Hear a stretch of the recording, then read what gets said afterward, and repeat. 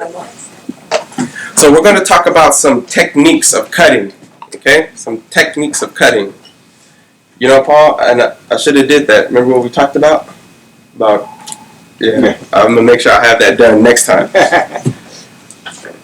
There's two measurements of color. When you measure hair color, there's two ways that you can measure it. How do you measure hair color? Against a swatch.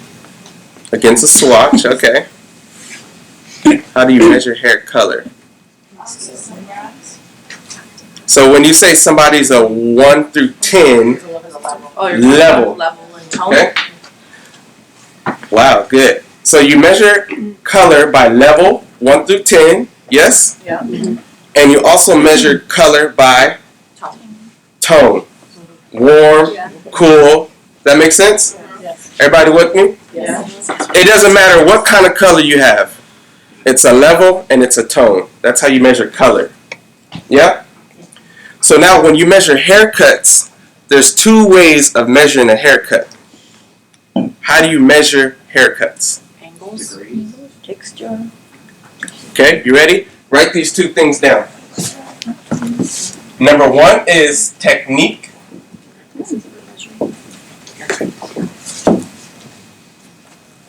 Alright?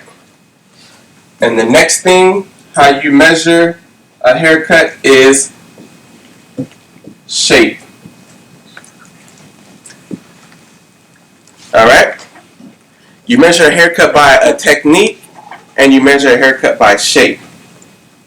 Now, there's 3 different techniques and there's also 3 different, I'm going to put it down here. There's 3 different shapes. 1, 2, 3. Okay? There's 3 different techniques and there's 3 different shapes. What are the 3 techniques? Here it is. Write them down. Number 1 is line. Okay? Another technique is, so let me give you an example of a line. You bring the hair down 0 degrees and you cut it. At 0 degrees, you're cutting a line. Make sense? So what do you think the next one is? Who said 45? So what is 45 in another word? Angles. Angles. Layers. Oh, graduation. So the second way you measure, or the second technique is graduation. Okay? So, an example of graduation. I pull the hair out, 45 degrees, I cut it, graduated bob in a sense, right? You can graduate the hair. I can pull it down and cut it in a line, I can pull it out and graduate it. So what's the third technique? Nope, somebody said it earlier. Layers. Who said that? Layers. Layers. So, what's an example of layers? I'll pull the hair up, boom, I'm cutting it, right? I can layer the hair. Does that make sense?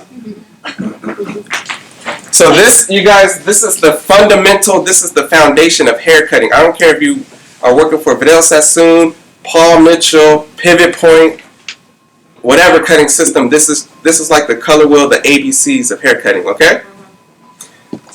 So, everybody understand this, right?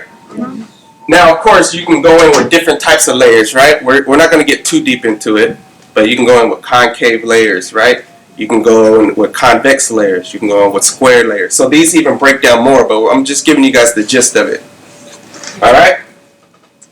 So now, there's 3 different type of shapes that you can cut. What do you think those are? Round. Wow. Who said that? Me. Nice. Okay, so there's round. Square. Oh my gosh. Square. Oval. Round, square, and Triangular. wow, you guys are good. Triangular. Who's lost so far? Yes, you're smart. Okay, does that make sense? So there's two measurements of color. What is that? Level and tone. There's two measurements of cutting. Technique and shape, right?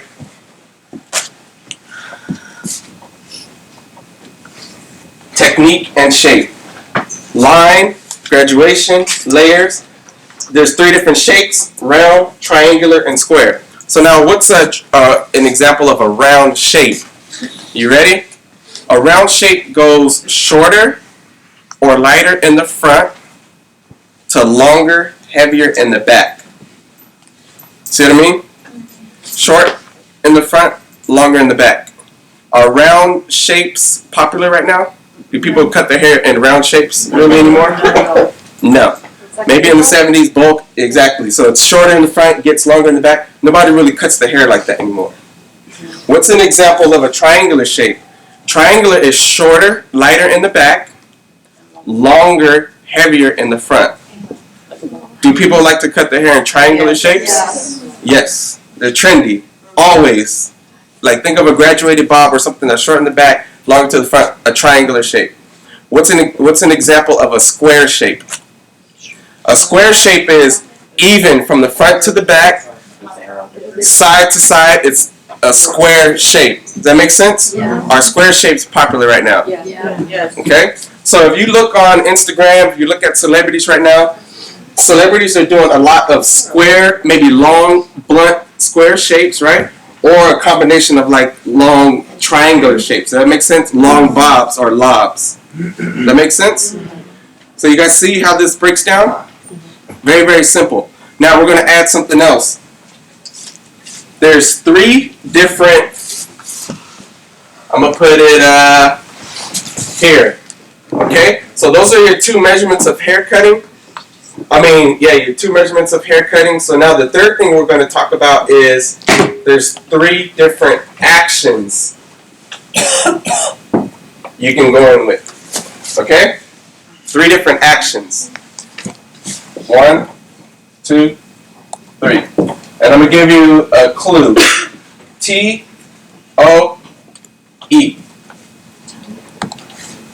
What do you guys think? Toe. Toe. Very good. Your big toe. No, just kidding. Is O over direction? Very good. Over direction.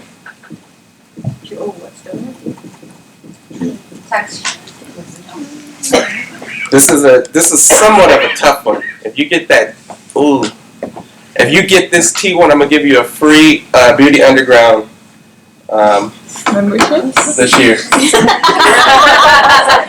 Generous, isn't he? So nice. Free subscription to Beauty Underground. Extra.